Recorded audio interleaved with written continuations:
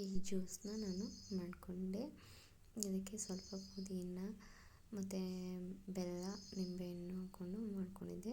ಇನ್ನು ಮ್ಯಾಗಿ ಕೂಡ ಎಲ್ಲರಿಗೂ ನಮಸ್ತೆ, ವೆಲ್ಕಮ್ ಟು ಮೈ ಚಾನಲ್. ಇವತ್ತು ಬೆಳಗ್ಗೆ ನೋಡಿ ಮಳೆ ಎಷ್ಟು ಬರ್ತಾ ಇದೆ. ನನ್ನ ಬಟ್ಟೆ ಕೂಡ ತೊಳೆದು ಹಾಕಿದ್ದೆ ನಾನು, ಬೆಳಗ್ಗೆನೇ ನೀರು ಬಂದಿತ್ತು ಅಂತ.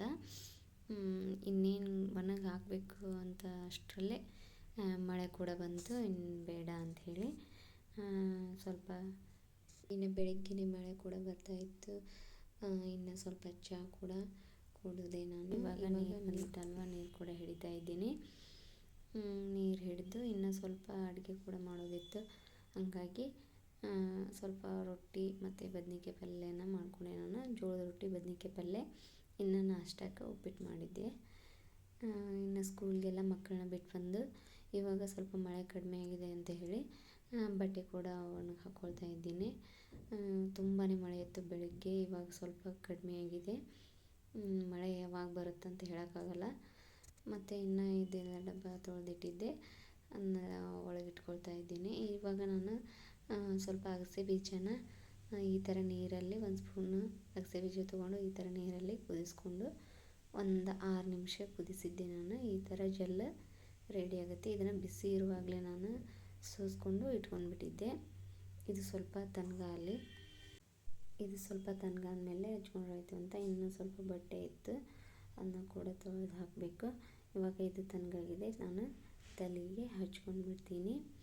ಇದನ್ನು ಹಚ್ಕೊಂಡು ಒಂದು 15 ಅಥವಾ 20 ನಿಮಿಷ ಬಿಟ್ಟು ನಾವು ತಲೆ ಸ್ನಾನ ಮಾಡಿದರೆ ಆಯಿತು.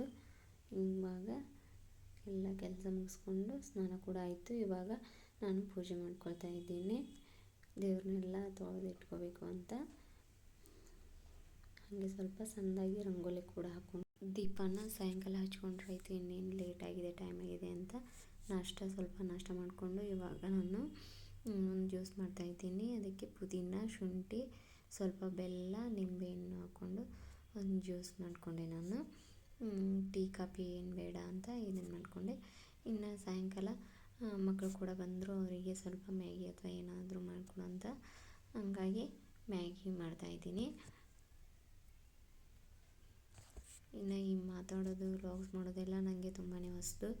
ಇನ್ನು ಸ್ವಲ್ಪ ನಮ್ಮದು ಮಾತು ಕಡಿಮೆನೇ ಆಗಿರೋದ್ರಿಂದ ಇದು ಸ್ವಲ್ಪ ಅಡ್ಜಸ್ಟ್ ಆಗಬೇಕಂದ್ರೆ ಟೈಮ್ ಹಿಡಿಯುತ್ತೆ. ಹಂಗಾಗಿ ಸ್ವಲ್ಪ ನಾನು ಕೂಡ ಟ್ರೈ ಮಾಡಿ ಮಾತಾಡೋದಕ್ಕೆ ಟ್ರೈ ಮಾಡ್ತೀನಿ. ಇನ್ನು ನಾನು ಇದನ್ನೆಲ್ಲ ಪ್ಯಾಕೆಟ್ನ ಕಟ್ ಮಾಡಿ ಇಟ್ಕೊಂಡು ಇನ್ನು ಒಗ್ಗರಣೆ ಕೂಡ ಮಾಡ್ತಾಯಿದ್ದೀನಿ. ಸ್ವಲ್ಪ ಎಣ್ಣೆ, ಜೀರಿಗೆ, ಸಾಸಿವೆ ಮತ್ತು ಶೇಂಗಾ ಕಾಳು, ಕರಿಬೇವು ಹಾಕ್ಕೊಂಡು ಇನ್ನು ಸ್ವಲ್ಪ ಇಂಗು ಕೂಡ ಹಾಕ್ಕೊಳ್ತೀನಿ. ಹಾಕ್ಕೊಂಡು ಒಗ್ಗರಣೆ ಕೂಡ ರೆಡಿ ಮಾಡ್ಕೊಳ್ತಾ ಇದ್ದೀನಿ. ಇವಾಗ ಒಂದು ಈರುಳ್ಳಿ, ಒಂದು ಸ್ವಲ್ಪ ಹಸಿರು ಮೆಣಸಿನ್ಕಾಯಿ, ಖಾರಕ್ಕೆ ಎಷ್ಟು ಬೇಕೋ ಅಷ್ಟು ಹಾಕ್ಕೊಂಡಿದ್ದೀನಿ. ಇನ್ನು ಸ್ವಲ್ಪ ಇದಕ್ಕೆ ಅರಿಶಿಣದ ಪುಡಿ ಮತ್ತು ಒಂದು ಟೊಮೆಟೊ ಕೂಡ ಹಾಕ್ಕೊಳ್ತೀನಿ.